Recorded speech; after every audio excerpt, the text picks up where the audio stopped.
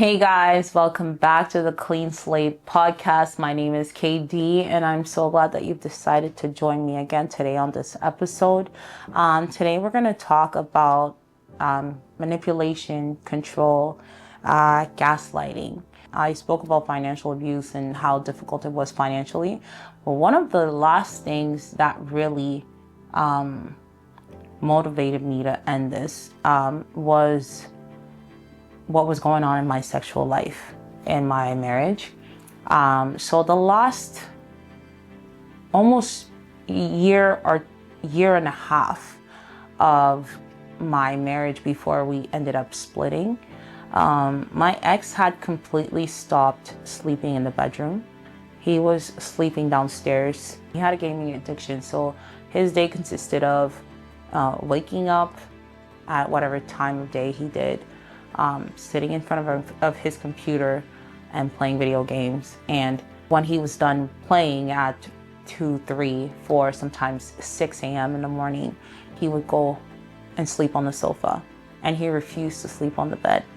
And it had gotten so bad that I came to a point where I did everything. Like, I was walking naked in my house. I was sending him messages. I begged him. At some point, I begged him to have sex with me, and he just would not have it. He refused. Yet, I caught him because he had bought a VR system. At some point, I tried to open the door to my bedroom, and I realized he was using the VR system to watch porn. So it's not that he didn't have a sexual need, but he was using that to control me, and to try and make me feel less than, or to invalidate me. And it really affected me because here I was having a husband that really made me feel invisible, but he wasn't present physically for me. He wasn't present spiritually. He wasn't present sexually. He wasn't present in any financially. Nothing was left. Nothing was left for me to hold on to. And even through that, I put it all on me, thinking I'm the problem. Why is my husband not interested in me?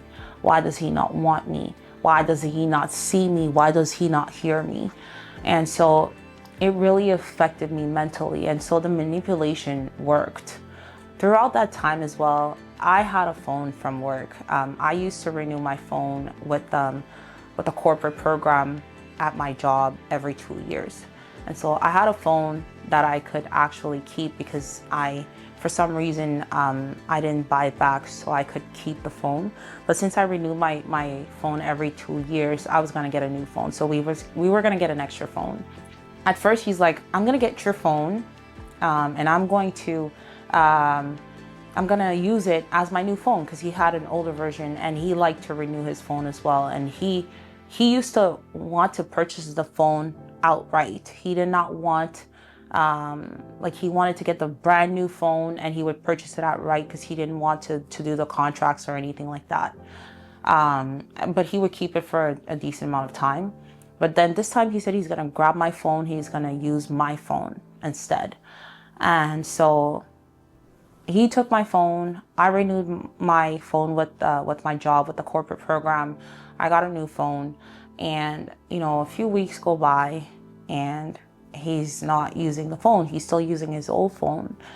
And then when I questioned him about it, he says, "Well, yeah, I'll use it when I'm ready. I have a lot of things on this phone, etc., etc." But then eventually, Apple, because we used to buy iPhones, Apple renews their phone every year. So eventually Apple, presents their brand new phone, and I see that he goes and purchases a brand new Apple phone. Although we had spoken about him using my phone as his new phone, which was a newer version, just not the brand new version. And so when I questioned him about it, he said, "Yeah, no, I'm still using this phone, but I never actually," and this is a gaslighting, "I never used phones. I always buy brand new phones."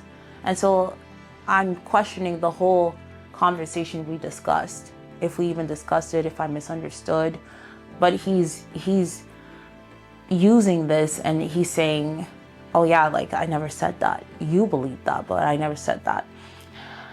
But that's not where the control comes.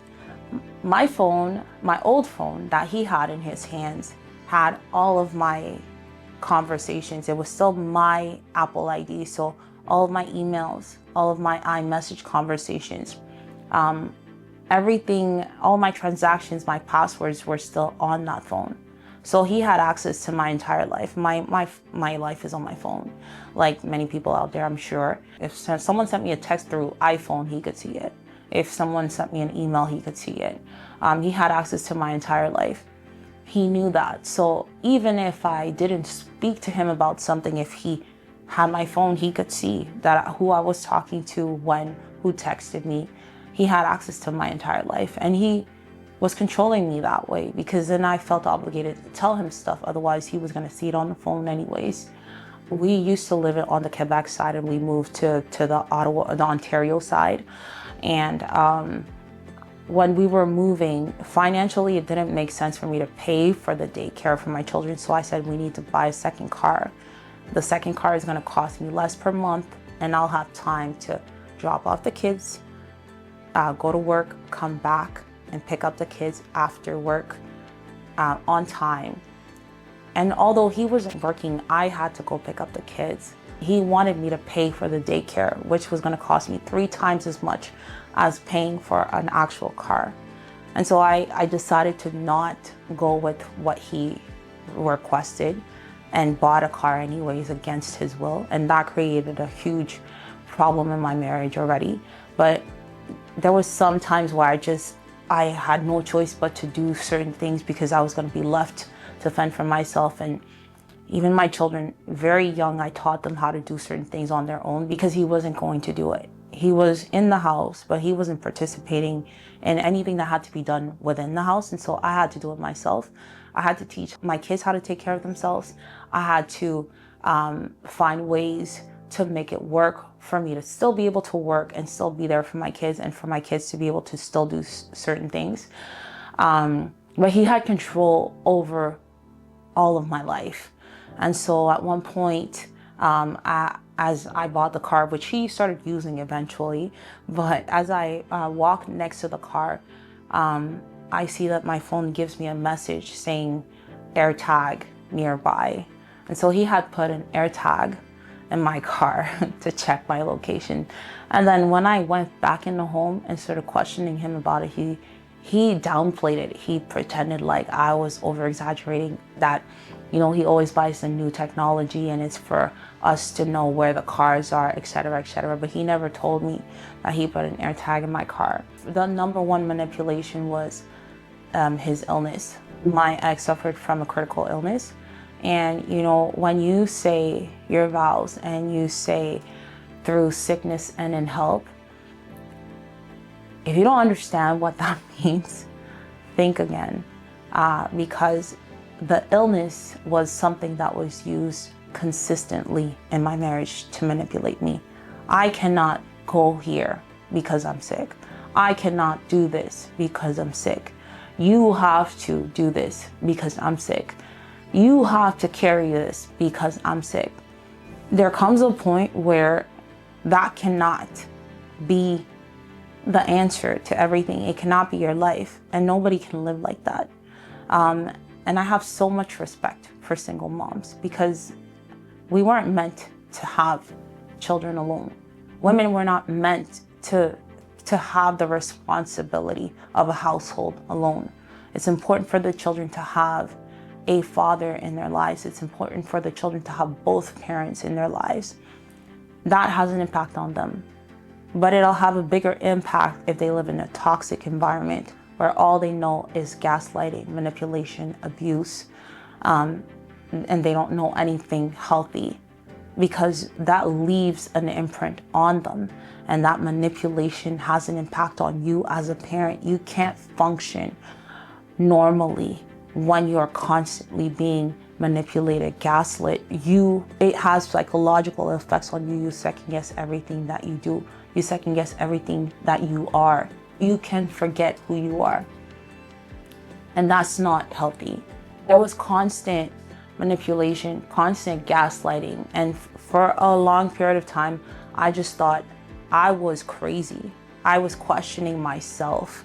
And he really succeeded in doing that, because every time he would tell me something, if we spoke about it again, he would pretend like he never said this, or he didn't do this, or like I was going over the top, I was exaggerating. That's not a sane environment to live in. That's not a sane environment for your children to live in. Because I was constantly questioning myself. I was constantly questioning my abilities, my capabilities. And throughout my marriage, when I was trying to do something more for myself, be something more for myself, he always politically and gently shut it down. Not because someone speaks to you in a nice manner that they want what's good for you. Not because someone tells you something smart that it applies to you. And manipulation is very subtle. It's really hard to decipher. It happened so many times, and it's like abuse, manipulation, control. It's a combination of elements. If you're in a relationship where you're constantly asking yourself questions about who you are, about your person, and that the other person, who should be your safe space, is an element of destruction in your life, ask yourself questions. I didn't recognize that until after the fact, but I didn't want to go home.